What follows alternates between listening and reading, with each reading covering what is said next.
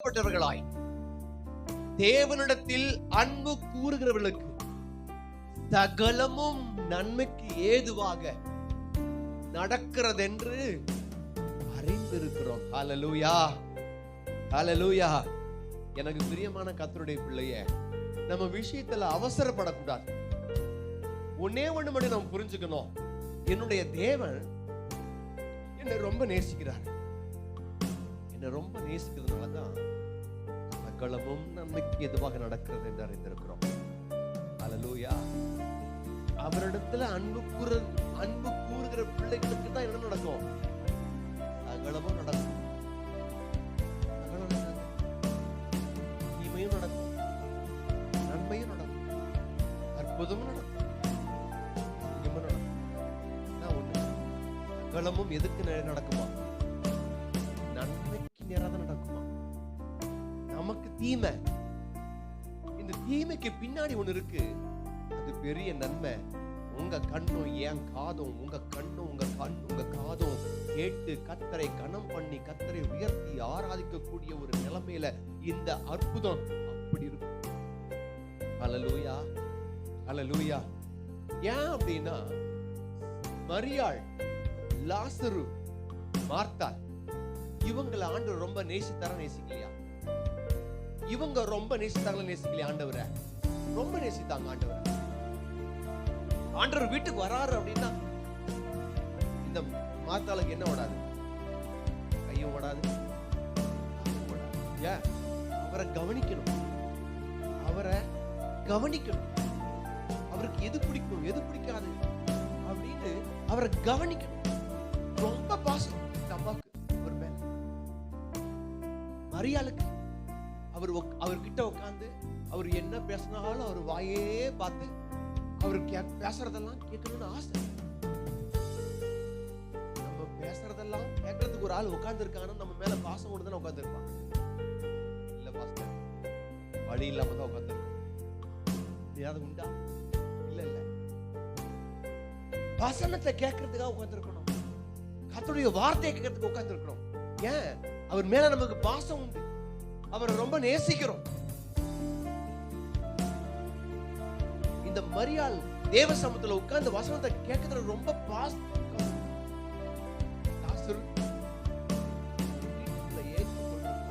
அவர் கூடவே சுத்துறது, அவர் கூடவே பிரயாணம் பண்றது, அவர் ஊழியத்துல அவர் கூட இசைந்து செயல்படுவதற்கு ரொம்ப பாசமா உள்ளவர். யோவான் 11ஆம் அதிகாரம் 1ஆம் வசனத்தை நீங்க வாசித்தீங்க அப்படின்னு சொன்னா அங்கே சம்பவம் போட்டிருக்கும். யோவான் 11:1 வாசித்தீங்க அப்படின்னா இந்த இயேசு கிறிஸ்துவும் லாசருவும் அவங்களுடைய அந்த ஸ்டோரி ஃபுல்லா போட்டிருக்கும். நீங்க வாசித்து பார்த்தீங்க அப்படின்னு தெரியும். 5ஆவது வசனத்துல இப்போ லாசரு மரித்து போயாச்சு. இப்போ மார்த்தாள் வந்து இயேசு கிட்ட அந்த செய்தியை சொல்லி அனுப்புறாங்க. அதுல 5ஆவது வசனத்தை வாசிங்களேன்.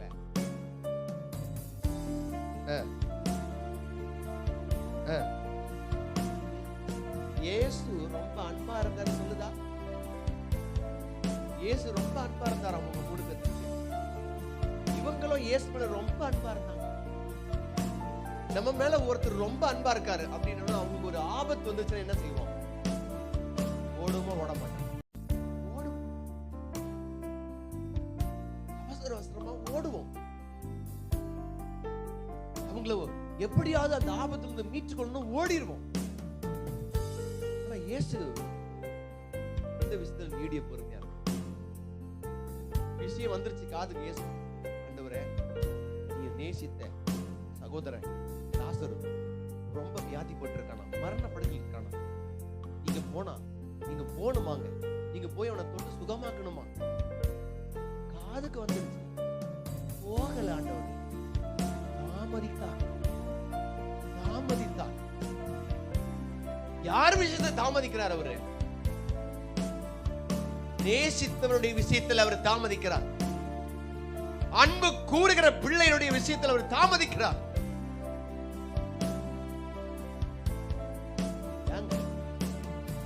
வியாதிப்பட்டு கிடந்தானே, உயிர் வதப்படுறானே, மரண அவஸ்தைப்படுறானே, ஓடி போய் காப்பாத்திருக்கலாம்ல.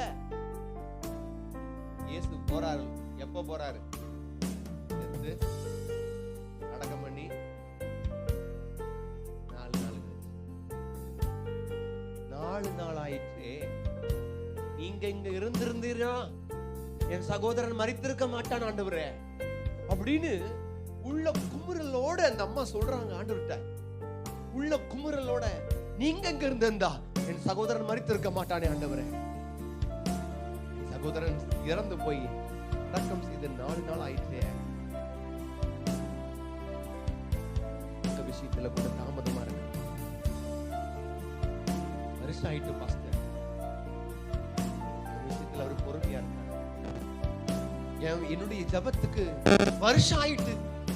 நான் ஜெபம் பண்ணி அழுது புரண்டு வருஷங்கள் ஆயிட்டு. என் ஜபத்திற்கு பதில் வரல. அது கல்லறையிலே போட்டு மூடி போனது போல. இனி ஒன்றும் பண்ண முடியாது. இனி அவ்வளவுதான், மூடியாச்சு. அந்த விஷயம் இனி நாரிட்டு, இனி மூழ்கி போயிட்டு, இனி மூடி போட்டாச்சு. இனி எங்க தோண்டி எடுத்து இனி எங்க அது நடக்க போகிறது? இனி அவ்வளவுதான், இனி அவ்வளவுதான், இனி அவ்வளவுதான் அப்படின்னு ஊரே சொல்லுகிற ஒரு நிலை உங்களுடைய வாழ்க்கையில, இந்த மார்த்தாளுடைய வாழ்க்கையில வந்தது போல வந்திருக்கலாம். லாசருடைய வாழ்க்கையில வந்தது போல வந்திருக்கலாம். இனி முடிந்தது, இனி சாப்டர் க்ளோஸ். தோண்டி எடுத்தா ஒரு அற்புதம் நடக்க போகுது. நல்லா கவனிச்சுக்கோங்க பிரியமான சகோதரனே சகோதரியே, நல்லா கவனிச்சுக்கோங்க. இந்த விஷயத்துல இவங்க எல்லாம் அப்படிதான் நினைச்சாங்க, ஊருக்காரங்களா அப்படிதான் நினைச்சாங்க, மார்த்தாள் அப்படிதான் நினைச்சா, மரியாள் அப்படிதான் நினைச்சா. இனி இந்த கல்லறையை புரட்டி போட்டு, இனி இந்த கட்டெல்லாம் சுத்தி வச்சிருந்த கட்டெல்லாம் எடுத்து என் சகோதரனை உயிர் பெறுவதற்கு, என் சகோதரன் உயிரோடு எழுவதற்கு முடியாது. அப்படிதான் நீங்க கூட அப்படிதான் நினைச்சிட்டு இருக்கீங்க. விஷயத்துல உங்க விஷயத்துல அப்படிதான் நினைக்கிறீங்க. மூடி போட்டாச்சு பாஸ்டர், நீ நான் மறந்துட்டேன் பாஸ்டர், அத இனி நடக்காதுன்னு நினைக்கிறேன் பாஸ்டர். அதெல்லாம் காலம் போயிட்டு, எல்லையை மீறி போயிட்டு, தலைக்கு மேல போயிட்டு அப்படின்னு சொல்ற விஷயத்துல ஆண்டவர் உங்களை பார்த்து சொல்றாரு. நாரிட்டுன்னு சொல்ற விஷயத்துல தான் சொல்றாரு. நாரி போச்சு, இனி முடியாது அப்படின்னு சொல்ற விஷயத்த சொல்றாரு. இல்ல மகனே மகளே, நான் உன்னை நேசிக்கிறேன் அப்படின்னா என் மகிமையை நீ காண்பாய். என் மகிமையை நீ காண்பாய். என் மகிமையை நீ பார்க்க போற. என் மகிமையை நீ பார்க்கிறது மட்டும் இல்ல, இந்த ஊரே பார்க்கும். ஹல்லேலூயா, ஹல்லேலூயா. கேட்டுக்கொண்டிருக்கிற தேவ ஜனமே, சகோதரனே சகோதரியே, நல்ல ஒன்றை புரிந்து கொள்ள வேண்டும். எனக்கு ஒரு அற்புதம் நடக்குமா? என் ஜெபத்திற்கு ஏன் தாமதம்?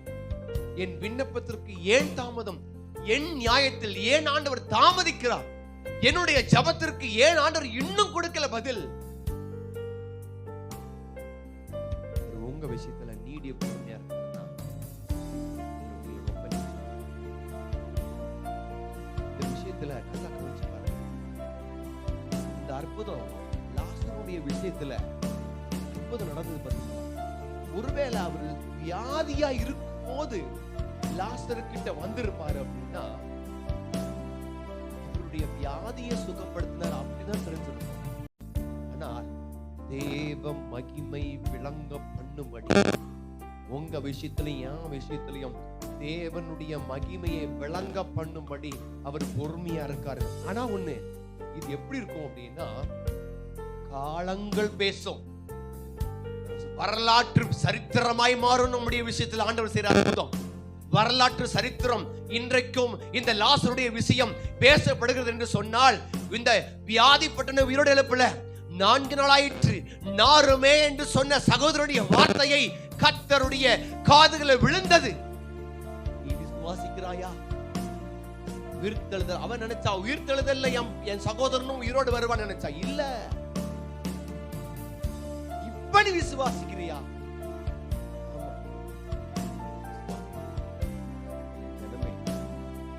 நாரது அப்படின்னு சொன்னவருடைய வாசனையாய் மாற்றுவதற்கு கர்த்தரால முடியும். நாருமே அப்படின்னு சொன்னவருடைய வாழ்க்கையை கர்த்தர் புரட்டி போட்டார். கல்லறையை புரட்டுங்கன்னு சொன்னார், கல்லை புரட்டுங்கன்னு சொன்னார். எல்லாரும் என்ன நடக்குமோ அப்படின்னு பாக்குறாங்க. என்ன நடக்குமோன்னு பாக்குறாங்க. தேவனுடைய நாமம் விளங்க பண்ணும்படி ஊரே கூடி நிக்குது, ஜனமே கூடி நிக்குது. கல்ல புரட்டி போடணும் சாதாரண விஷயம் கிடையாது. ஒரு பெரிய கல்லு, இன்னைக்கு கிரைன் தூக்கி வைக்கிற மாதிரி உள்ள பெரிய ஒரு கல்லு, எத்தனையோ பேர் அதை புரட்டி போட்டாங்க. அந்த கல்ல, கல்லறை மூடி வச்சிருந்த கல்ல இயேசு சொன்னார், லாசருவே வெளியே வா. ஹல்லேலூயா, ஹல்லேலூயா. கட்டுண்டவனாய், சுத்தி துணி ஃபுல்லா சுத்தி கட்டுண்டவனாய் கட்டையை அவிழ்த்து விடுங்கள் சொல்றாங்க. எனக்கு பிரியமான தேவஜனமே, உங்க விஷயத்திலும் என் விஷயத்திலும் அவர் தாமதிக்கவில்லை.